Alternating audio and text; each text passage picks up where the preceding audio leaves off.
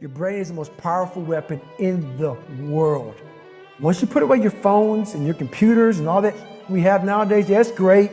We're up to date, but your brain is the only thing you have when you're going through depression, when you're going through hard times, when you're going through death. Real life, you can't Google that, man. You're alone. You're alone. You may have a shrink you're going to, you may have a best friend you're going to, but there's 24 hours in a day where you're alone in this brain. And your brain is talking to you in all kinds of ways. And it wants to control you and pull you in these different pockets. If you can't control your own brain and your brain controls you, you got to tell your brain where you want to go and how you want to go and how you want to get there. You got to control it. If not, it's over. What existed for me was, okay, man, how am I going to make this work? And all I knew back then was hard work. The only way anything gets accomplished. That's all I heard back in those days. You gotta work hard. You gotta work hard. I'm not getting I can't get this paragraph. I can't remember what the f***'s in this paragraph to pass this test to get in the military. Read again. Still not getting it. Read again. But if you're not getting it, write it out. And that's how I started learning. Okay, well, I gotta write out everything I do. And then write it out again, and write it out again. And guess what happened? I got it. I got it. I can't swim. I'm negative buoyant. Go back again. Can't swim. Go back again. Go back again. Go back again. I got it. I realized if I keep going back and going back and going back until the just becomes, your mind will say, okay, we're gonna figure it out. Because he is not going to stop. It's not like I'm gonna try one more time. No, it's just like alarm clock goes off, boop, we're going back. I can't read right, we're going back. I gave myself no way out, and my mind realized that. They said, okay, we're gonna adapt and overcome now. Like a lot of people say, trying hard. Your mind knows, man.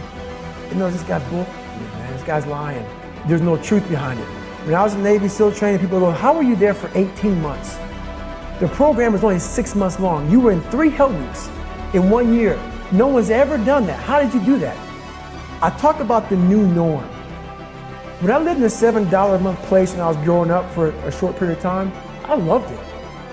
I didn't know any different. That was my norm. Once we moved out of that place, we moved to a $236 a month place. I was like, I never want to go back to that little piece of shit.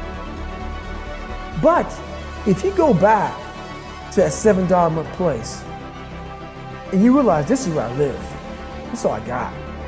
Your mind says, roger that, this is home. So when I was going through Navy SEAL training for 18 months and going back through all the hard parts over and over again, I told myself after the first time, I knew it was gonna be a long journey there. My body was breaking down. It was just how it was going on. I said, you know what, this is my new norm. So my mind said, it's like going to work. Like you go to work and put your suit and tie on, I go into suffering every day.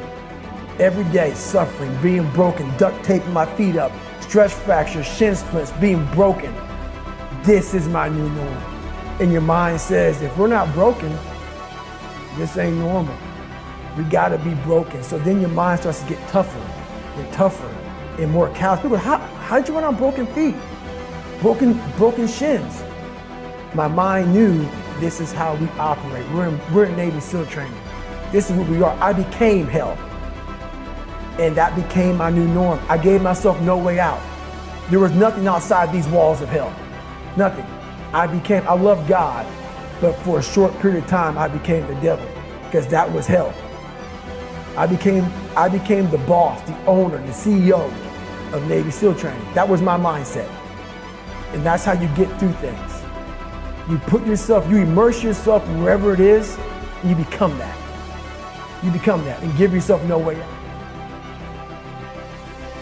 When I was 297 pounds and I was fat as hell trying to be a Navy SEAL, the scariest thing in the world to me, even to this day, was that could have been the rest of my life. I thought then I was trying hard. That's the scariest thing in the world. I thought then 297 pound, working for Ecolab, spraying for cockroaches, making $1,000 a month. I thought that was me at my 100% potential. Come to find out, a few years later, I wasn't anywhere near that. 106 pounds less, graduated Navy SEAL training, went on to do all these other things. Looking back on that, that was me trying hard. That's why people gotta understand, what is in us, we have no idea until we start trying hard. And I mean really trying hard, where you're obsessed with, hey, this is my new norm. My new norm is that, wow, this isn't always fun. It's not always meant to be fun. And that's when you know you're trying hard.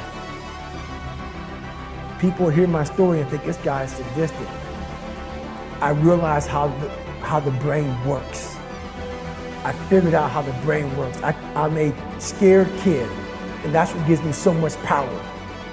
I had no foundation, and I built this off of just researching the mind. The feeling you get is basically invincibility. You realize that you can't do it all the time. When you need to do it, I know I can go to a place that I can live in. And when you know that you can run on broken legs, and you can do certain things that a lot of people can do, but they're not willing to do, this power, this sympathetic nervous system of fight or flight, and you're fighting, it gives you this charge of energy of when you're sitting there at 3:30, 4 o'clock in the morning, and you're duct taping your feet up because they're broken, and you're doing it by yourself, and you're going through arguably one of the hardest training in the world. And these guys, most of them are healthy, and you're going through it broken, and you're already at a disadvantage, but you're still there. You can feed into that and tap into that for a lot of power. But if you look at it, well, I'm broken, man. Like, I'm not gonna make it. But if you look at it as, man, I'm broken and I'm still here. And I'm fighting, and I'm gonna find a way to get through this, because I have no other place to go. It gives you a lot of power. When things start to suck really, really bad, my brain and a lot of people's brain, they don't go to your dad beating you up. Your brain says, we gotta get out of here. This is miserable. So anger goes away a lot of times when you're suffering, because your brain just says, we gotta run, we gotta go. So that anger is not popping up saying, oh, I'm gonna show them, I'm gonna show those people. No, there has to be a much deeper. When I say deeper, it has to be down to mineral soil. It has to be down to that nice mineral soil where nothing can burn. You can't burn dirt. So it has to be down that low, that literally is something in you that's at the core of your soul. But you don't find it unless you spend a lot of time with what you want to be in life. I can't give that to you. You can't give it to somebody. When you find your true passion in life, and my passion for me was like, oh, I want to be, I didn't give Navy SEALs, I don't give a shit. I want to serve my country. I want to be someone that I'm proud of. I want to look at myself in the mirror because I was so disappointed. That accountability mirror I talk about, I was so disappointed in what I saw every day. I wanted everybody to love David Goggins. And a lot of people did. I didn't love myself. But I knew a lot of us want to find peace first.